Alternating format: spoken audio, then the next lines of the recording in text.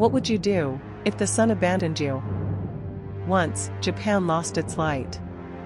And even the gods were powerless, until one woman chose to return. But why did the sun flee? They say the sun hit her face, wounded by betrayal. The world grew cold, shadow swallowed rice fields and seas alike. Crops withered. Wolves howled at a sky with no dawn. Even the gods trembled, unable to pierce that endless night. In her cave of sorrow, she sealed her brilliance away. No plea reached her.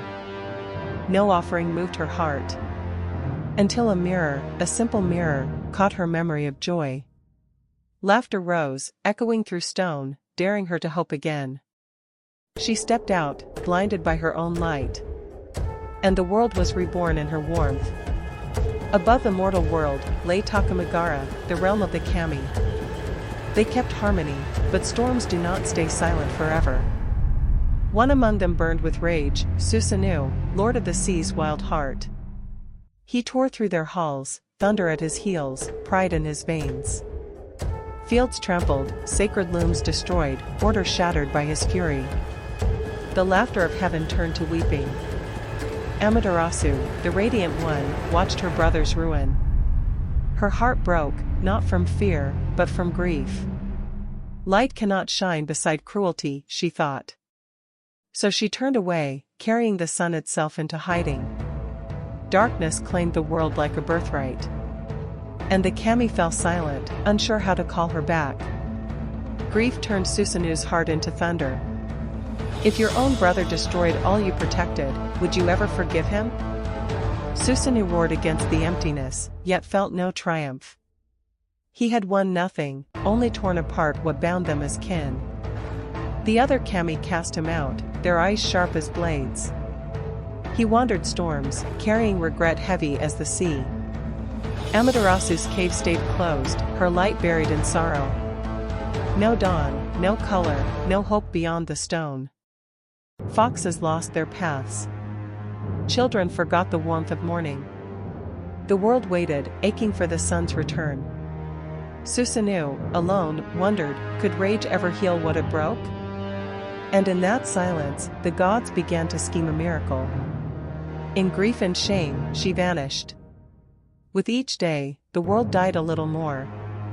Crops rotted in their fields, untouched by golden rays. Rivers froze, confused without the sun's command. Children shivered under endless night, their voices small and afraid. Foxfire could not chase away the hungry dark. The kami gathered, powerless, their pride turned to desperation. They whispered of songs, of mirrors, of laughter strong enough to break stone.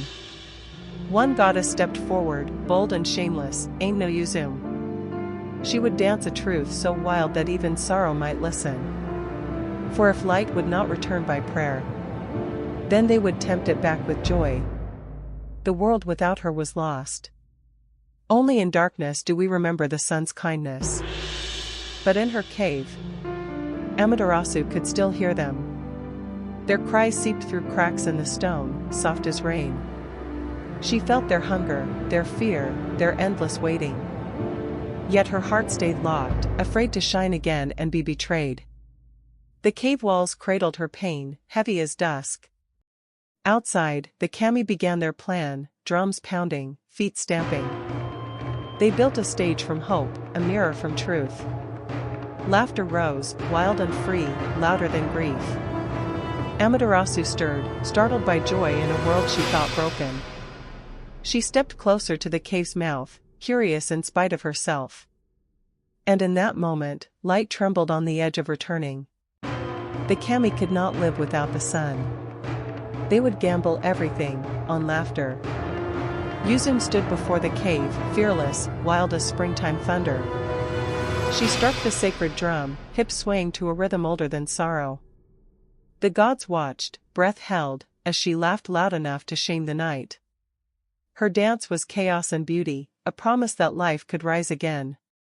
Clothing fell, hair whipped the air, her joy unashamed. The kami roared with delight, their cheers shaking the stones. Inside the cave, Amaterasu's heart wavered, drawn to their impossible mirth. How could they celebrate when the world was dying? Curiosity overcame grief, she leaned forward to see. And hope poured through that tiny crack like a newborn dawn. In laughter, there was hope. She saw something she could not believe. A mirror, gleaming like still water, catching every shard of her radiance. For the first time, she saw herself, not just a goddess, but light itself. Her brilliance spilled from the cave, unstoppable, warming the earth beyond. The kami reached for her, hands open, no weapons, only welcome. She stepped forward, drawn to her own reflected power and their laughter. The stones fell silent, the night retreated, breathless. Amaterasu emerged, cautious, yet unable to resist the call of life. Flowers dared to bloom as her foot touched the earth again. In that moment, the sun returned, not by force, but by invitation. And the world remembered how to live. She was not shame. She was the light itself. Would you leave the world to die, or shine again? Amaterasu chose to rise, though her heart still ached. The world deserved dawn, even if she feared the night. Her warmth kissed mountains awake, rivers ran free once more. Children danced in fields reborn, chasing butterflies through golden air. Susanoo watched, humbled by her courage, the weight of his own mistakes heavy. He knelt, promising to guard what he had once destroyed. The kami joined hands, their harmony restored, if only for a while. Above them, the sky burned clean, a canvas for her light. Amaterasu knew darkness would come again, it always does. But so would she, unbroken, forever the sun. Peace was restored, but the memory of darkness lived on. The fields grew green again, yet still feared the hush of twilight. Fires burned brighter at night, warding off old shadows. Children asked their elders why the sun had ever left them. And the elders spoke softly of pride, of loss, of forgiveness. Susanoo wandered, seeking to mend what rage had shattered. His storms gentler now, shaped by memory rather than anger. Amaterasu's light grew steadier, tempered by her own rebirth. She watched from the heavens, guarding day with wiser eyes. The kami learned, peace is not given, but chosen, again and again. And even the brightest dawn is born from the longest night. Her story became Japan's story. They carried her name in prayers, in festivals, in every sunrise. Shrines rose where her light first returned, echoing her triumph. Farmers planted rice by her blessing, trusting in the sun's return. Dancers moved in Yuzume's steps, laughter woven through ritual. Children learned to honor both light and shadow, knowing balance is sacred. Emperors claimed her blood, linking throne to heaven's radiance. Her courage became a mirror for every generation's struggles. When storms came, they remembered, Amaterasu had risen once more. So long as her story lived, the night could never fully conquer them. Because in Japan, the sun was never just a star, it was hope. Would you have left the world in darkness, or stepped out to save it? If you felt the power of Amaterasu's story, shine your light.